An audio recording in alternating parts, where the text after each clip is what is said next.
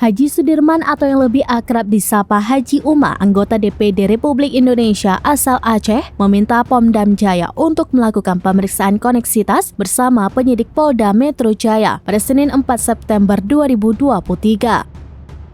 Pemeriksaan atau peradilan koneksitas merupakan suatu sistem peradilan tindak pidana di mana di antara tersangka terjadi penyertaan atau dilakukan secara bersama-sama antara warga sipil dengan militer.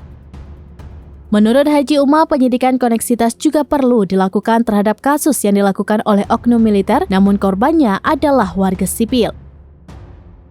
Hal tersebut jelas diatur dalam pasal 198 Undang-Undang Nomor 31 Tahun 1997 tentang peradilan militer dan selengkapnya ikut dirumuskan dalam pasal 89 sampai dengan pasal 94 Undang-Undang Nomor 8 Tahun 1981 tentang KUHP.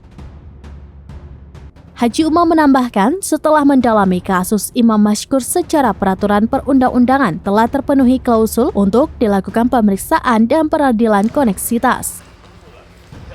Pasalnya, kasus Imam Mashkur sudah terlebih dahulu dilakukan penyelidikan oleh Polda Metro Jaya sejak keluarga korban membuat laporan polisi pada tanggal 14 Agustus 2023.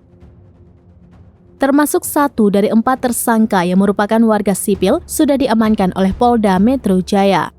Selain itu, dalam pembicaraan dengan Ibunda Imam Mashkur menyampaikan bahwa hasil visum dan otopsi jenazah anaknya sampai hari ini belum dikeluarkan oleh RSPAD. Padahal sudah beberapa kali keluarga korban meminta hasil otopsi. Haji Uma menambahkan melihat kasus yang sama lainnya di Indonesia, hasil otopsi dikeluarkan paling lama 7 hari setelah otopsi. Lalu, mengapa kasus ini sudah 12 hari, hasil otopsi masih belum diserahkan kepada penyidik dan keluarga? Haji Uma juga meminta kepada Panglima TNI jika ada indikasi menyalahi prosedur untuk diambil tindakan yang tegas, karena dirinya akan terus mengawasi kasus ini sampai tuntas.